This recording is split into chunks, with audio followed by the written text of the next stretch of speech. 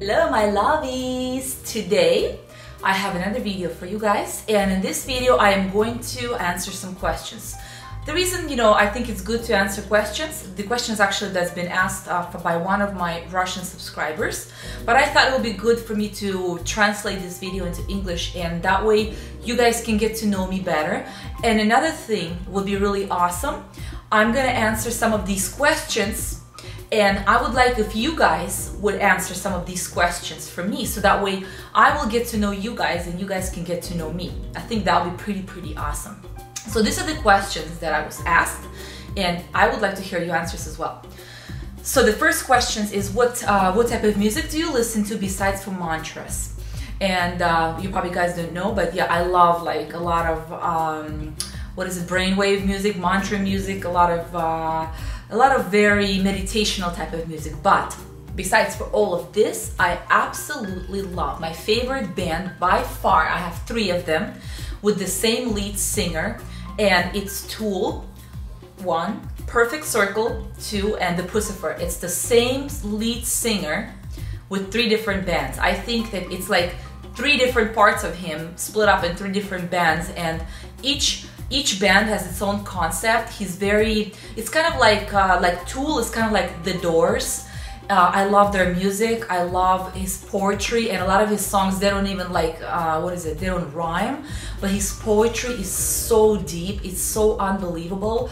You have to be an incredibly deep person, like you have to be really deep person to even understand it, because he writes in a lot of like complicated English. So I absolutely love it. Some of his music like really long, like 11 minutes long, and his poetry is very political, very interesting. I just find it absolutely amazing. I love Tool. It's like, oh, I love it so much. Another thing that I absolutely love is, what is it? I wrote here, I like some Russian songs, but you probably guys don't know them. I like this Russian singer called Zemfira. You guys probably don't know Zemfira.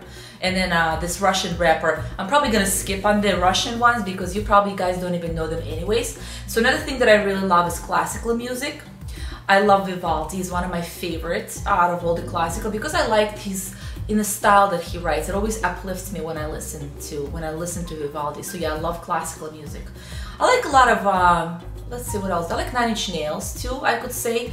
And the reason I like 9 Inch Nails is because I think he writes a lot of his stuff from the depth of his subconscious in a very dark place. He's trying to transform himself, trying to transform his dark side, and I find it very beautiful that people dig so deep and write this music. I just think it's incredible. Plus I like people who write themselves all their music, who produce themselves all their music. So for me, I like multi-talented singers. So make sure you answer your questions. If you have any similar, let's say, music like Tool that you guys can recommend it to me. That would be cool. Oh, actually, another thing that I really like is Linkin Park, and I really like Adima. Anyways, I have a lot of incredible music that I listen to, but those like Tool, The Perfect Circle, and the Pussifer are absolute favorites. The next question is, what is your favorite movie? And my absolute favorite movie is The Matrix trilogy. I absolutely love Matrix trilogy. I think this movie is very true to life, although it's out of fantasy. But if you pay it like to the smallest detail, this movie is absolutely incredible, to the smallest number in the movie. Every single detail is so incredible. If you watch this movie, you can compare it to our world. It's quite similar. And from the primitive perspective, you'll be like, what are you talking about? This movie is like a fantasy movie. It's not real. Trust me. Watch this movie. Watch this movie and look around you. Look at everything.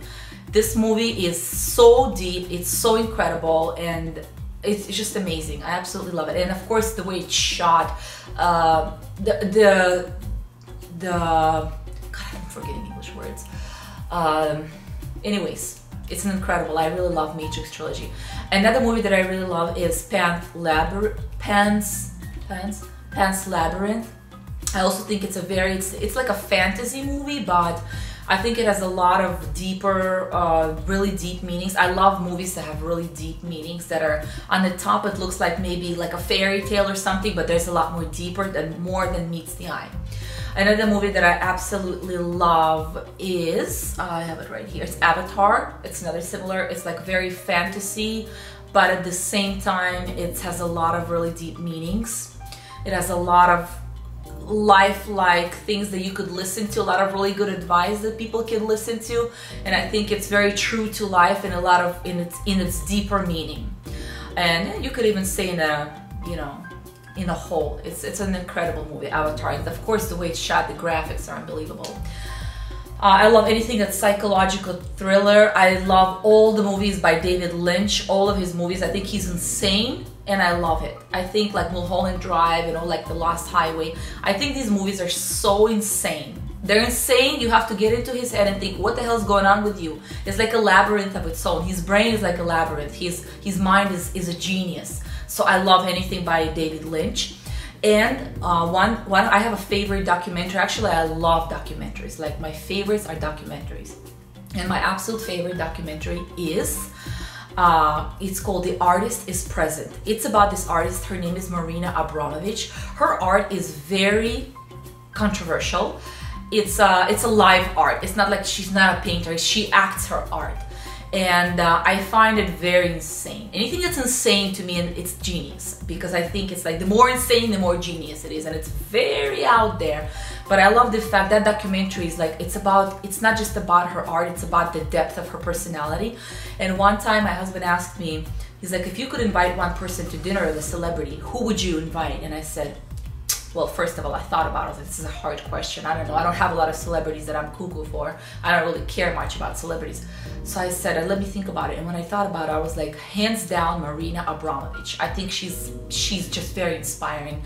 She spent, I would say, up to like 40 something, 50 years old, practicing her art, even though it wasn't bringing her any money. She was literally living in a bus, but she loved her art so much. She believed in it, and she went ahead and she didn't care. She just wanted to do her art. And now she's worldwide famous. When she was in a museum doing her Artist is Present for the period of 3 to 4 months, I believe, people from all over the world just lined up to see her, to spend those several minutes in front of her, looking into her eyes. I mean, it's just amazing. You guys have to watch The Artist is Present. Absolutely incredible documentary.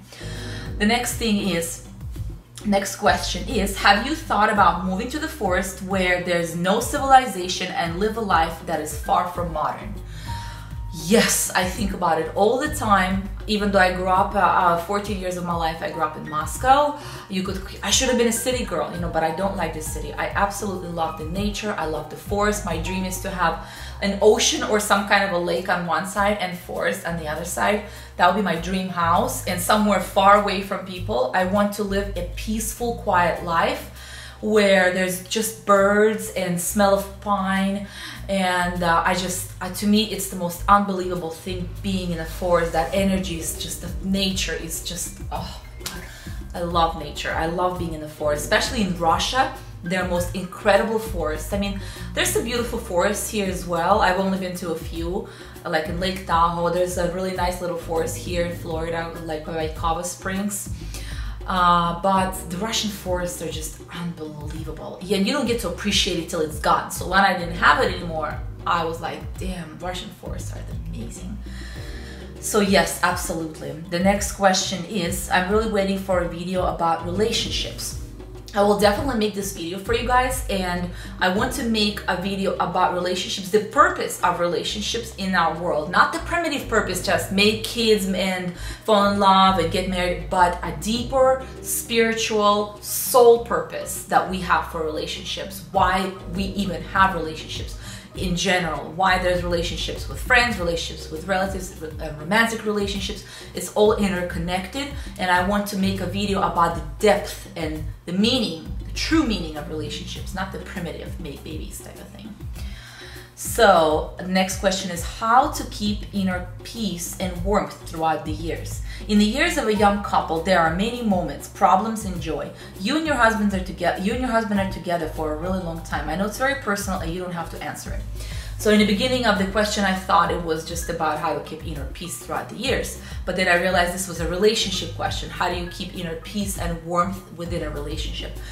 Yes, I've been with my husband for 17 years now. And let me tell you, every relationship is very different. it's definitely not one size fits all, and it's not something, I cannot give you a black and white advice that it will work for every relationship, because in our world there's all types of relationships. There's old-fashioned relationships, there is more evolved relationships, there are just different, not very standard to our overall understanding of relationships. So I would say where even, what are they calling, polyamorous relationships. There's all kinds of relationships nowadays. So I cannot tell you black and white how to keep the inner peace, but I can tell you what we do in my and my husband's relationship. First of all, what can I tell you? It's in our case, it's very important to give each other our space and our freedom. My husband has a relationship with me, and he has a relationship with his freedom. So I'm the same way. I have a relationship with him, and I have a relationship with my freedom. To us, it's very important. What I don't like about is people get married, they get together, so it's like us, or you and me become us. And it just becomes us, our friends, our hobbies, our everything. Our is very important, but I also think it's important to evolve on your own, have separate friends, separate hobbies. It has to be so that way you guys don't overwhelm each other. So this is what we do. He has his friends, I have my friends. He has his space, I have my space. We spend time together, we spend time apart. It's very important to understand, it's very important to have communication. That's another thing. A lot of times that we don't agree with each other. So what we do is we're like, okay, at this moment we don't agree, let's step aside, let's talk about this. Let's cool down a little bit and then try to come back to this subject a little bit later. But we've learned this over the years. In the beginning, we used to fight like crazy. But now that we're much older, we've evolved as human beings, we've evolved in our relationship. So now we treat each other with a lot more respect, and we try to communicate with each other instead of fighting and arguing and things like that. So another thing that I wanted to tell you guys is, you know, we all go through ups and downs. Me and my husband been through ups, we've downs, we've separated before, we've done all these things, you know. It's another really important thing is trying to understand your partner instead of blaming your partner for things. When things don't work out and when your partner does something else, you have to look at your partner as a mirror of yourself. What is your partner subconsciously trying to tell you? Instead of blaming them, you have to say, why am I reacting like this? Because it'll be much easier to deal with the situation rather than just blaming and pointing finger. It's easier to point finger onto other person, say it's your fault, you did this wrong, instead of saying, look, okay, why am I reacting like this? Let me look at my reaction. What am I doing? You know, how can I fix this? So this is pretty much what we do in our relationship. And of course, freedom, space, and all of these things is very important to us. And each relationship, of course, will be very different. But I think these are very important to give each other your space. So if you have any awesome questions for me, I would love to answer any of your questions. I have a lot of videos that I have, a lot of subjects that I want to talk to you guys about, a lot of questions I want to answer. And I hope this video was very useful for you guys and you enjoyed watching it. Till next time, I always have a hard time finishing the video. Yeah, so till next time, see you guys soon. Bye.